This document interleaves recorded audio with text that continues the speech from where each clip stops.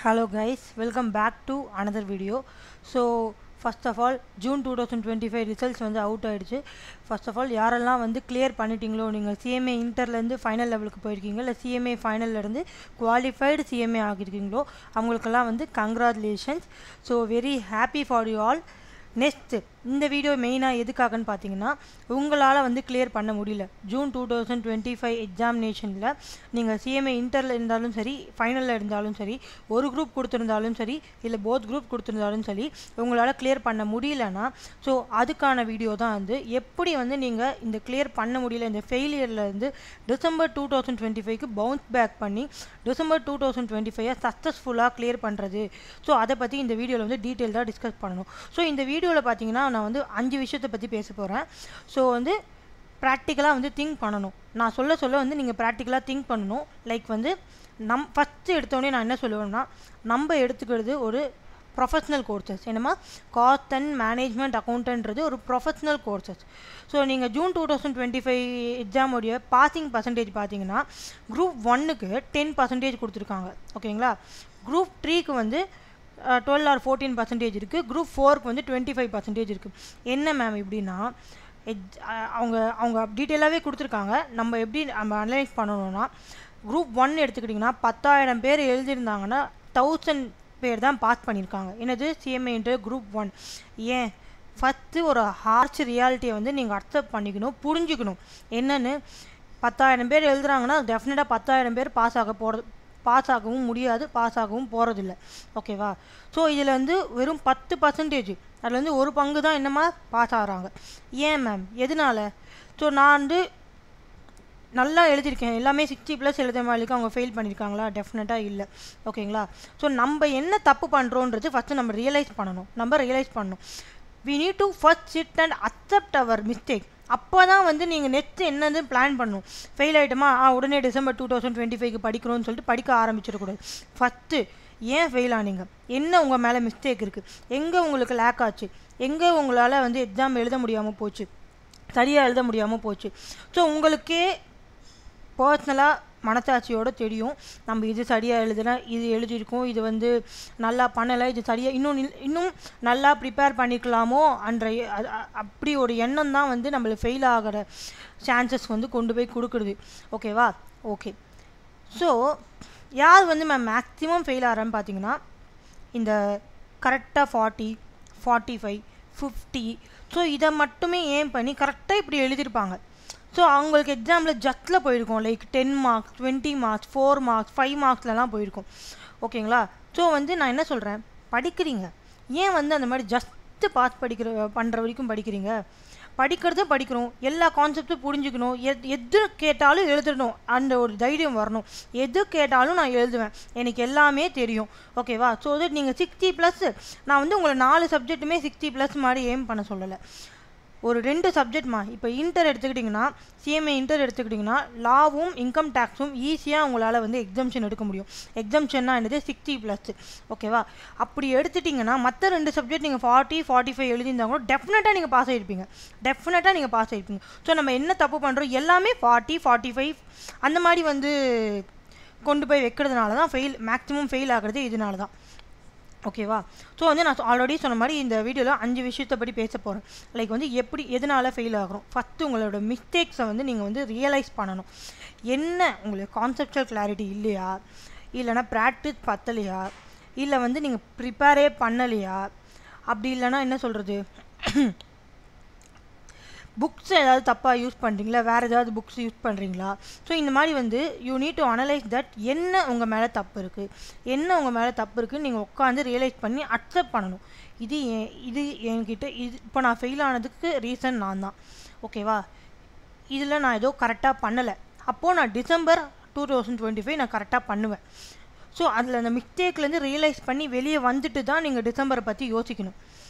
ஓகேவா? And then பார்த்தீங்கன்னா நிறைய பேர் வந்து ட்ராப் அவுட் பற்றி யோசிக்கிறீங்க. ட்ராப் அவுட்னா நான் இனிமேல் வேணாம், நான் நிறைய அட்டெம்ப்ட் கொடுத்துட்டேன், இனிமேல் எனக்கு CMA படிக்க முடியாது அப்படின்னு சொல்லுங்க. கைஸ் வந்து ஃபஸ்ட்டு வந்து இவ்வளோ தூரம் எடுத்துட்டோம், ஒரு ப்ரொஃபஷ்னல் கோர்சஸ் வந்து முடிக்கலான்னு சொல்லிட்டு எடுத்துட்டோம். ஸோ நம்ம வந்து எங்களை வந்து பின் வாங்கிறதுன்றது என்னை பொறுத்தவரைக்கும் ஸ்டடி கிடையாது. நம்ம என்ன வேணால் ஆட்டோமே, நம்ம ஒரு ட்ரை கொடுத்துட்டே இருக்கணும், நம்மளோட ட்ரை வந்து கொடுத்துட்டே இருக்கணும். ஸோ தட் என்ன ஆகும், என்னைக்காவது ஒரு நாள் சக்ஸஸ் ஆகும். உங்களோட ஸ்ட்ராட்டஜி சரியில்லை, ஸ்ட்ராட்டஜி மாற்றுங்க. கைடன்ஸ் வேணுமா, என்கிட்ட வாங்க. என்னோடய நம்பர் நான் எனி டைம் உங்களுக்கு கொடுத்துட்டு கீழே ஓடிட்டுருக்கு என்னோடய நம்பர். ஸோ தட் நீங்கள் என்ன இப்போ நான் என்ன ஒரு சஜஸ்ட் பண்ணுவேன்னா, நீங்கள் ஏதாவது வந்து இந்த மாதிரி ஃபெயில் இருக்கீங்க, ஜஸ்ட்டு ஃபெயில் இருக்கீங்க, இல்லை இத்தனை அட்டெம்ப்ட் ஆச்சு. ஸோ சிஎம்ஏ ஃபைனலில் பார்த்தீங்கன்னா மோஸ்ட்டு குரூப் 3ல் ஃபெயில் ஆகிருக்காங்க. ஸோ நானுமே பார்த்தீங்கன்னா குரூப் 3 கொடுத்தேன், ஜூனில் I was not able to clear. Okay, அது ஒரு பக்கம் இருக்கட்டும். ஸோ நான் வந்து என்ன சொல்கிறேன்னா, ஃபஸ்ட்டு என்ன மிஸ்டேக்குன்னு கண்டுபிடிங்க. ஓகே, ஃபஸ்ட்டு திங் நான் சொல்ல போகிற ஃபஸ்ட்டு திங் என்ன பார்த்தீங்கன்னா, உங்களுக்கு அக்ரிகேட்டில் போச்சா சப்ஜெக்டில் போச்சான்றது ஃபஸ்ட்டு உட்காருங்க. அக்ரிகேட்னா என்னது, 200 வரல, 4 சப்ஜெக்டில் 200 வரல, எல்லாத்தையும் பாஸ் ஆகிட்டீங்க. எல்லாத்தையும் ஒரு சப்ஜெக்ட்லேயும் 40+ எடுத்துட்டீங்க. ஆனால் வந்து அக்ரிகேட்டில் வந்து என்னம்மா 200 வரல. ஓகே, அதுவா, இல்லை சப்ஜெக்டில் ஃபெயில் இருக்கீங்க. சப்ஜெக்டில் ஃபெயில் இருக்கீங்கன்னா உங்களுக்கு கான்செப்ட் பத்தலை, தெரியல. அப்போ கான்செப்டை தேடி ஓடுங்க, கான்செப்டை புரிஞ்சுக்கோங்க, புரிஞ்சு படிங்க. 1 மார்க்ஸ்க்கு நிறைய இம்பார்ட்டன்ஸ் கொடுங்க, ப்ராக்டிஸ் பண்ணுங்கள், பாஸ்ட் இயர் கொஷின்ஸை எடுத்து வச்சுக்கோங்க. ஓகேவா? ஸோ ஃபஸ்ட்டு அக்ரிகேட்டில் போச்சுன்னா என்னென்னா, இன்னும் கொஞ்சம் நீங்கள் நல்லா ப்ரிப்பேர் பண்ணியிருக்கணும். சப்ஜெக்டில் போச்சுன்னா உங்களுக்கு கான்செப்சுவல் கிளாரிட்டியே வந்து ரொம்ப கம்மியாக இருக்குதுன்னு அர்த்தம். இது ஃபஸ்ட்டு விஷயம் நீங்கள் புரிஞ்சுக்கணும். செகண்ட் விஷயம் பார்த்தீங்கன்னா, நம்மளுடைய ஸ்டடி மெட்டீரியல் என்னமா அது, நம்மளுடைய ஸ்டடி மெட்டீரியல் இதை வந்து நம்ம இக்னோர் பண்ணுறது ஒரு மிகப்பெரிய ஒரு மிஸ்டேக். ஓகேவா? நீங்கள் வந்து ஈஸியாக இருக்கிறதுக்காக, கைடன்ஸுக்காக, இல்லை ஒரு கைடுக்காக வந்து வெளியே மார்க்கெட்டில் இருக்கிற புக்ஸ் வாங்கி படிக்கலாம். அதுக்காக இதை ஃபுல்லாக இக்னோர் பண்ணக்கூடாது. இதில் என்ன இருக்குன்றது அட்லீஸ்ட் 1 டைம் வந்து நீங்கள் ரீட் பண்ணி பார்த்துருக்கணும். ஓகேவா? ஸோ செகண்ட் மிஸ்டேக் இது. செகண்ட் வந்து நீங்கள் ஸ்டடி மெட்டீரியல் படிச்சிங்களான்னு உங்களுக்கே வந்து ஒரு கொஷின் கேளுங்க.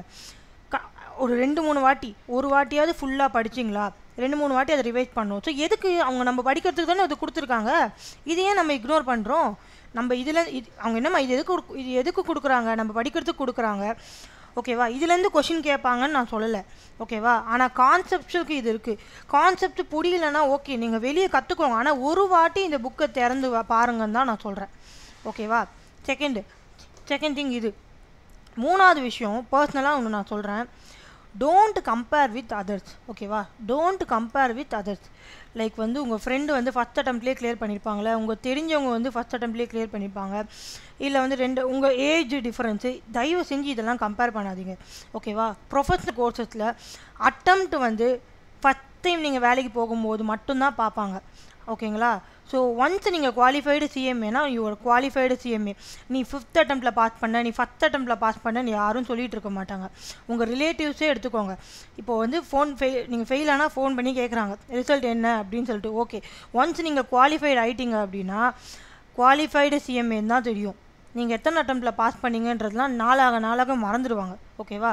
அதே மாதிரி ஸோ தட் நான் என்ன ஒரு முக்கியமான ஒரு விஷயம் சொல்கிறேன்னா, don't compare with others.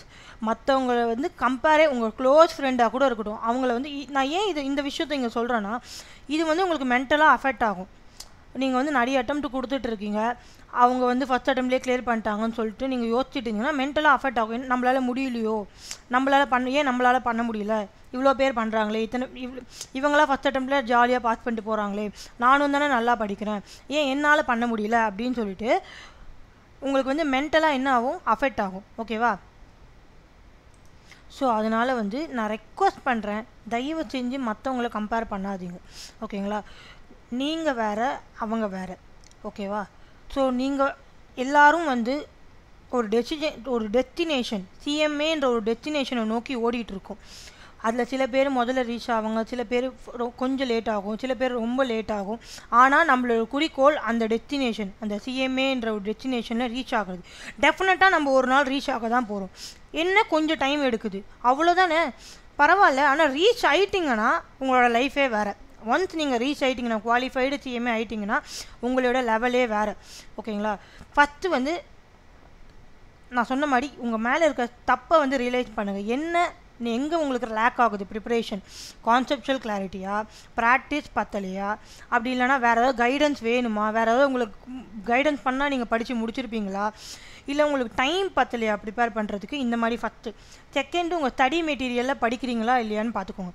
Third வந்து உங்கள் மென்டல் எபிலிட்டி, இது மென்டலாக நீங்கள் அஃபெக்ட் ஆகாமல் இருக்கிறதுக்காக யாரையும் வந்து கம்பேர் பண்ண, யாராவது கம்பேர் பண்ணாங்க சரி எனக்கு நான் பாஸ் ஆவேன் எனக்கு தெரியும் அப்படின்னு உங்கள் மனசில் நீங்கள் நினச்சிட்டு சிரிச்சுட்டு சைலண்ட்டாக அங்கேருந்து மூவ் ஆன் ஆகிடுங்க.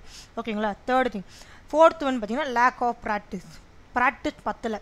நான் ஆல்ரெடி சொன்ன மாதிரி நம்மளோட ஃபைனல் எக்ஸாமினேஷன் நம்மளோட ஃபஸ்ட் எக்ஸாமினேஷனாக இருக்கக்கூடாது. எப்போவுமே நம்மளோட ஃபைனல் எக்ஸாமினேஷன், ஃபைனல்னால் என்னது, நம்ம கொடுக்க போகிறோம் இல்லையா, டிசம்பரோ ஜூனோ, அதுதான் நம்ம ஃபஸ்ட்டு எழுத போகிற எக்ஸாமாக இருக்கக்கூடாது. அதுக்கு முன்னாடியே ஒரு 2-3 டெஸ்ட்டு நம்ம எழுதிருக்கணும். ஓகேவா? நம்ம 2-3 டெஸ்ட் எழுதிருக்கணும். அட்லீஸ்ட் நீங்கள் எங்கேயும் நான் டெஸ்ட் சீரிஸ் வாங்குங்கன்னு சொல்லலை. அட்லீஸ்ட் நம்ம ஐசிஎம்ஐ கொடுக்குற மார்க் டெஸ்ட்டு, எவ்ரி அட்டெம்ப்ட் வந்து மார்க் டெஸ்ட் 2 மார்க் டெஸ்ட் கொடுக்குறாங்க. அதை வந்து நீங்கள் எழுதி பாருங்கள். பார்க்காம லைக் ஆன்சர்ஸ் இல்லாமல் எழுதி பாருங்கள். உங்களால் எந்த அளவுக்கு கொஷின்ஸ் அட்டன் பண்ண முடியுது. 3 ஹவர் டைமிங் வைங்க. டைமிங்கை வச்சு உங்களை அந்த டைமுக்குள்ளே எவ்வளோ முடிக்க முடியுதுன்னு பாருங்கள். நம்ம இந்த ப்ராக்டிஸ்லாம் பண்ணாமையே வந்து ஃபைனல் எக்ஸாமில் போய் உட்காந்தோன்னா அங்கே தான் தெரியும் நம்மளுக்கு டைம் பத்தலையா, ப்ராக்டிஸ் பத்தலையா, கான்செப்ட் புரியலையான்றது. அப்போ தான் நம்ம ரியலைஸே பண்ணுறோம். இப்போ என்ன ஆகுது, ஒரு அட்டம்ப்டே போச்சு. ஸோ 6 மந்த்ஸ்ன்றது சும்மா கிடையாது இல்லை லைஃப்பில். ஓகேவா? ஸோ அந்த 6 மந்த்ஸ் இப்போ இதோட என்னன்னா அடுத்த 6 மந்த்ஸ் நம்ம பாஸ் ஆகிற வரைக்கும் அந்த ஸ்ட்ரெஸ் நம்ம மண்டையில் இருக்கும். நம்ம பாஸ் ஆனோம் அப்படின்னு சொல்லிட்டு. இதே நம்ம படிக்கும்போதே ஒழுங்காக படித்து கிளியர் பண்ணியிருந்தோம்னா ரிலீவ் ஆகிருப்போமா, அந்த ஸ்ட்ரெஸ்லேருந்து ரிலீவ் ஆகிருப்போமா. ஸோ நம்ம ஏதோ ஒரு மிஸ்டேக் பண்ணியிருக்கோமா, அதை வந்து ஷார்ட் அவுட் பண்ணணும், என்னன்னு கண்டுபிடிச்சி அது எடுக்கணும். ஓகேவா? ஸோ அதனால தான் நான் சொல்லிகிட்டு இருக்கேன். நெக்ஸ்ட்டு பார்த்தீங்கன்னா ஃபிஃப்த்து 5வது விஷயம், நீங்கள் வந்து இதுதான் நம்மளோட மெயின் எதிரி. என்னது இது ஃபோன். என்ன மேம் இதுன்னா, எஸ் இது இருக்கிறதுனால தான் வந்து பாதி பேர் நம்ம டிஸ்ட்ராக்ஷனில் சுற்றிட்டு இருக்கோம். லைக் நான் வந்து நம்ம ரீல்ஸ் பார்க்குறோம், யூடியூப் பார்க்குறோன்னு சொல்லலை. நம்மளோட ஃப்ரெண்ட்ஸ் மெசேஜ் பண்ணுறதா இருக்கட்டும், இல்லை நிறைய கான்வர்கேஷன்ஸ் நடக்கிறதா இருக்கட்டும், இதெல்லாம் வந்து நம்ம டிஸ்டர்ப் ஆகிறோம். ஓகேவா? டிஸ்ட்ராக்ஷன் நிறைய இருக்குது நம்மளுக்கு. இந்த ஃபோன் வந்து நான் ரீல்ஸ் பார்க்க மட்டும் சொல்ல, நோட்ஸே வச்சுக்கோங்க. இப்போ நிறைய நோட்ஸ் இருக்குது. டெலகிராமில், வாட்ஸ்அப் குரூப்பில் பார்த்தீங்கன்னா ஒரு சப்ஜெக்ட்டுக்கு 20 நோட்ஸ் கிட்ட ஷேர் பண்ணுறாங்க. நீங்கள் வந்து எக்ஸாமுக்கு முந்தின நாள் வரைக்குமே எந்த நோட்ஸ் நான் யூஸ் பண்ணுறதுன்னு தேடிட்டு இருப்பீங்க. ஓகேவா? இது வந்து ஒரு மிகப்பெரிய மிஸ்டேக். இது நீங்கள் வந்து அட்லீஸ்ட் ஒரு 2 மந்த்ஸ் முன்னாடி நான் இந்த புக்கு தான் யூஸ் பண்ண போகிறேன், ஏதாவது ஒரு புக்கு நான் வந்து இது ஒரு டைம் படிக்கணும், அது ஒரு பக்கம் ஓரமாக இருக்கட்டும். இது கைடன்ஸாக ஏதாவது வெளியே ஒரு மார்க்கெட்டில் புக்கு வாங்குறீங்கன்னா இந்த புக்கு தான் யூஸ் பண்ண போகிறேன்னு சொல்லிட்டு நீங்கள் முடிவு பண்ணிடணும். அதைத்தான் நீங்கள் பிளைண்டாக நம்பணும். இது படித்தா போதும் நான் பாஸ் ஆகிடுவேன், இதை படித்தா போதும் நான் பாஸ் ஆகிடுவேன். நாளை பின்ன உங்கள் ஃப்ரெண்டு கால் பண்ணி நான் இந்த புக்கு பார்த்தேன் நல்லா இருக்குது நீ யூஸ் பண்ணுறியா அப்படின்னு கேட்டால் அந்த புக்கு ஜம்ப் ஆகக்கூடாது. நாளான்னைக்கு வெப்சைட்டில் யாரோ ஒருத்தவங்க வந்து கமெண்ட் பண்ணியிருக்காங்க குரூப்பில், இந்த மாதிரி I use this book and clear this examination போட்டிருப்பாங்க. ஆஹா, இதை யூஸ் பண்ணி கிளியர் பண்ணியிருக்காங்க, அப்போ நம்ம அந்த புக்கு படித்தா பாஸ் ஆகிடுவோம். இப்படி யோசிக்கக்கூடாது. ஓகேவா? நீங்கள் எந்த நம்பி வாங்கினீங்களோ அதை முழுசாக நம்புங்க. அதில் புரியலைன்னா நீங்கள் வெளியே போகிறது ஓகே. நீங்கள் வந்து பாஸ் ஆனோன்றதுக்காக ஒரு புக்கிலேருந்து இன்னொரு புக்கு அவங்க சொல்கிறாங்கன்னு சொல்லிட்டு தாவிட்டே இருந்தீங்கன்னா எக்ஸாமுக்கு முந்தின நாள் வரைக்கும் தாவிட்டே தான் இருப்பீங்க. ஒரு டெசிஷன் எடுக்கும். இதில் வந்து என்ன ஆகுது, மைண்டு பிளாங்க் ஆகிடும். என்ன ஆகும், மைண்டு பிளாங்க் ஆகிடும். என்ன படிச்சிங்க, எங்கே படிச்சிங்கன்றதே சுத்தமாக தெரியாமல் போயிடும். ஓகேவா? ஸோ ஃபஸ்ட்டு வந்து நீங்கள் என்ன மிஸ்டேக் பண்ணியிருக்கீங்கன்றது ரியலைஸ் பண்ணுங்கம்மா. இது ஒரு ப்ரொஃபஷ்னல் கோர்சஸ். ஓகேவா? ஸோ அந்த 10,000ல் 1000ல் ஒருத்தனா நம்ம இருக்கணும்னா அதுக்கான எஃபர்ட்ஸ் நம்ம போட்டிருக்கணும். டெஃபினட்டாக போட்டிருக்கணும். ஸோ அது வந்து ரியலைஸ் பண்ணுங்கள், அந்த எஃபர்ட்ஸ் நம்ம போட்டிருக்கோமா அப்படின்னு சொல்லிட்டு.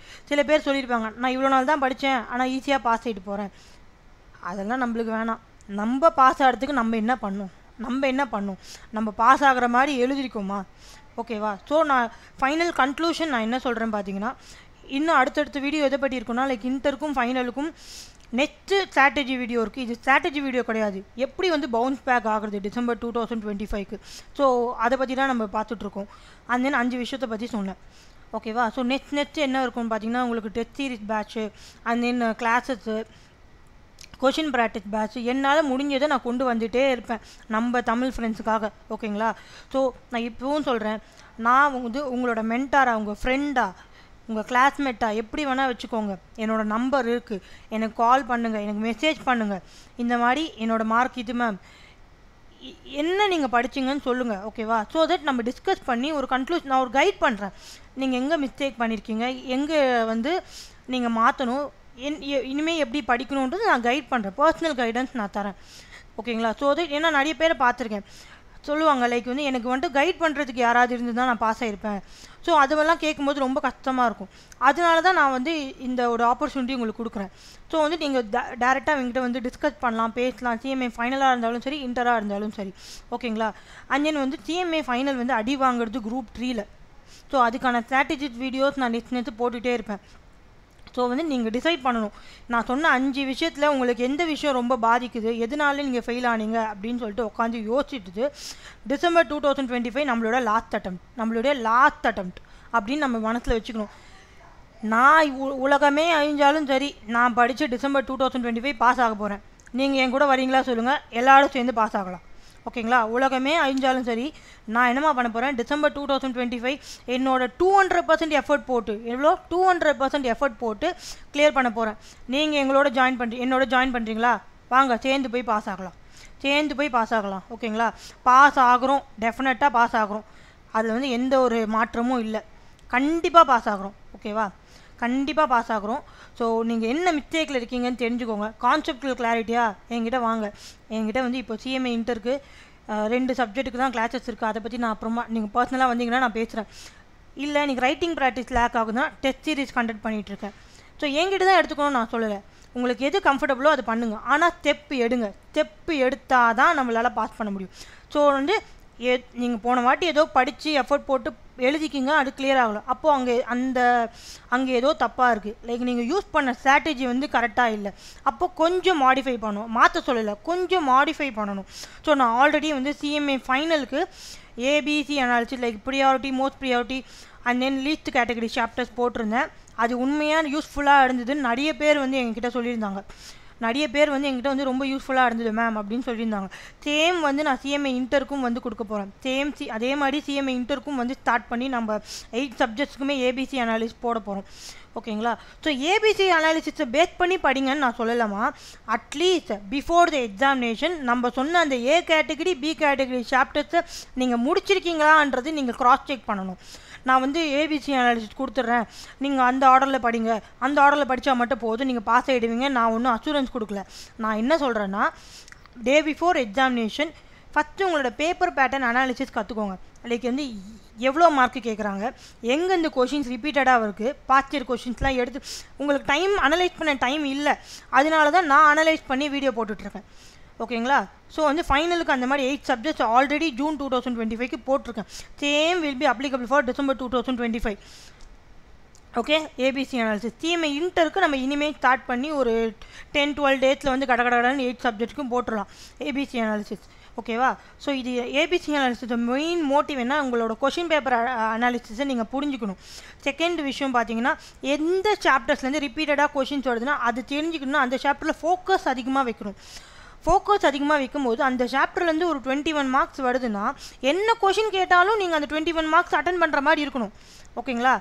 தென் தேர்ட் விஷயம் பார்த்தீங்கன்னா, எக்ஸாமுக்கு ஒரு மாதம் முன்னாடி நீங்கள் அட்லீஸ்ட் அந்த A category, B category chapters முடிச்சிருக்கீங்களா பார்க்கணும். So day before the examination, இப்போ நாளைக்கு எக்ஸாம்னா இன்றைக்கி நீங்கள் A category, B category prepare பண்ணால் போதும், சி கேட்டகரி விட்டால் கூட பிரச்சனை இல்லை.